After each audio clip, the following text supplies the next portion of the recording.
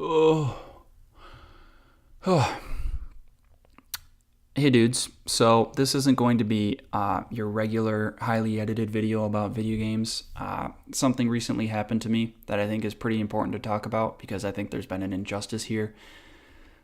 So forgive me if this video isn't very funny, but none of my videos are, so I think you'll be fine. So yesterday, video games journalist Jeffrey Grubb filed a DMCA claim against 4 screenshots in a tweet I recently sent out. Because the screenshots were of an article that I criticized in the tweet. Twitter has deleted the screenshots. The DMCA claim was false, and I'll explain more of that in a minute, but even if it isn't, this whole thing just reeks of immaturity and pettiness to me. So on May 2nd, I tweeted out, "It's almost like it's impossible for game journalists to enjoy any game that doesn't contain heavy-handed, shoehorned, progressive political posturing. Why does every game need to be a reflection of the divisive politics of today, no matter how out of place?" And as you can see, all the screenshots are missing, and that's thanks to good old Jeffy Grubb. So the screenshots were from his article, "Red Dead Redemption 2 Must Deconstruct the American Frontier Mythology." Going alongside that whole games journalists are actually political activists theory, the article says a lot about how Red Dead Redemption 2 needs to be progressive and forward-thinking, which on its face doesn't really make much sense to me because A, it's about the Wild West, and B, it's a video game, not a tool for political indoctrination. Anyway, a couple paragraphs at the bottom of the article really exemplified my thoughts on how this article is yet another example of games journalists just pushing their political agenda at every turn. So I screenshotted a few paragraphs and threw them together with my thoughts into a tweet and sent that out into the world. I do this literally all the time. Twitter is a fast-moving, easy-to-digest platform that rewards tweets that stand alone that you can digest just with that one tweet. And so that's why I included screenshots and not a link to the article, as if that really even matters. So doing the math, my tweet and the screenshots within contain 369 words of the entire 1,200-word article, which is about 30%. And that's honestly more than I wanted to tweet out. Brevity is the soul of wit and all that.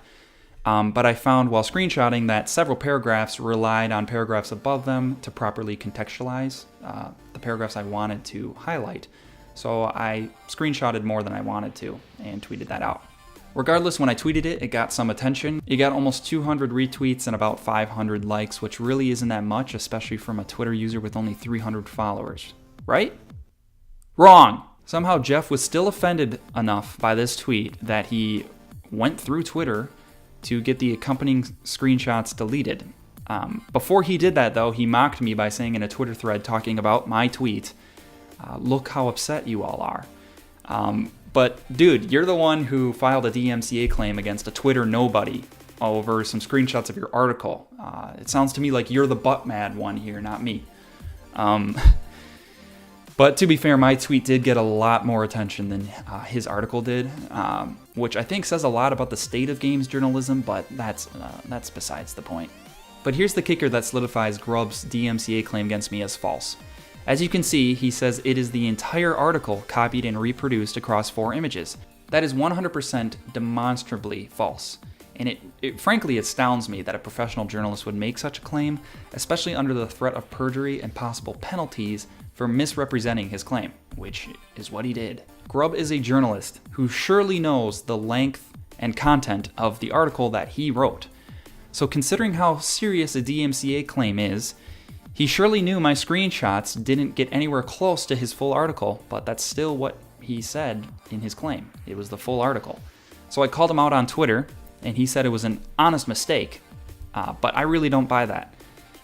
If you're this careless making a DMCA claim, you should not be a professional journalist at all.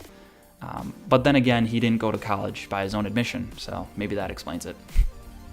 In my Twitter exchanges yesterday with Grubb, he told me several times that had I included a link to his article, even if it was an archive link that wouldn't get him any clicks or revenue, he wouldn't have filed a DMCA claim against me.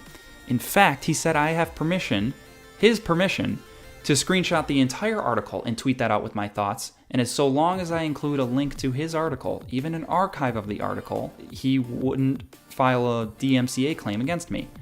And I have no idea why Grubb thinks that constitutes fair use, but me tweeting out just part of his article without a link is not fair use.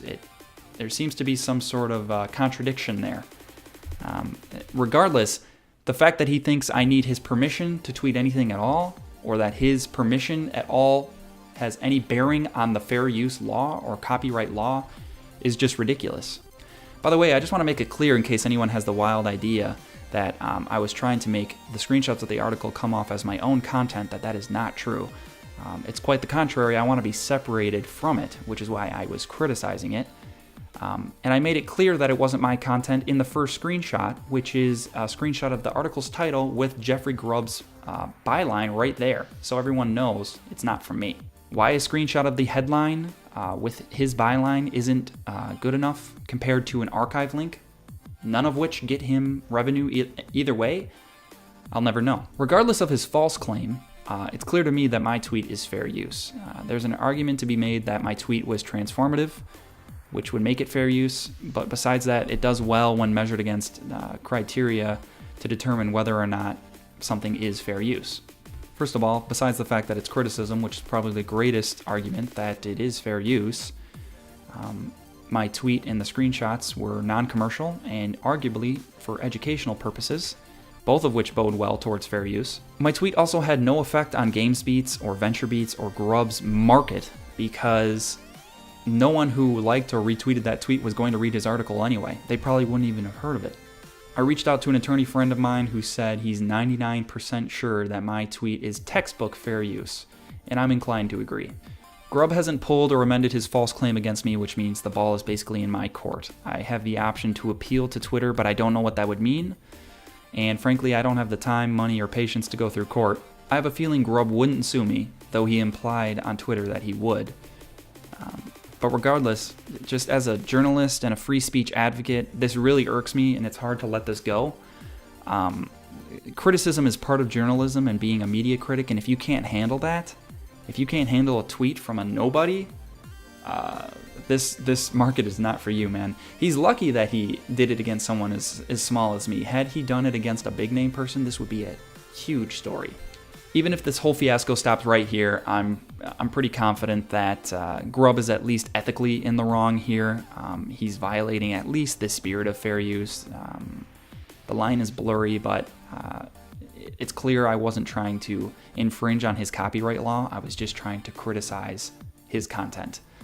And I know as a journalist myself, I would never stoop so low as to DMCA someone who screenshotted my article and criticized what I was saying. I mean, it's frankly pathetic, and it really illustrates the problem with ethics in games journalism. I'm going to cut it off here. I want to thank you for watching and hearing my story, even if it wasn't fun. If you wouldn't mind, please like this video and share it with your friends. Share it on social media. I really want to get this story out there, and frankly, I don't think it's getting the attention it deserves. I want to thank Sid Alpha for tweeting about this issue, and especially Mundane Matt. He made a video on this. If you haven't watched it, please go check it out. And as for me, if you like this video, consider subscribing. I actually have some fun videos on this channel where I criticize people who criticize video games, lack of social justice, and all that nonsense. I also have a podcast where I talk about similar issues. It comes out every 2 weeks. I record tomorrow, and you can believe that I'm going to be talking about this issue and that. The podcast is called Fox Vox. You can find it on your favorite podcasting app. Consider subscribing or listening to some episodes. I interview some pretty cool people on that show. And then finally, if you want to follow me on Twitter for more of these hijinks, I'm at FoxLHQ, so find me there. But regardless, I want to thank you for watching, and peace out, dudes. Take care.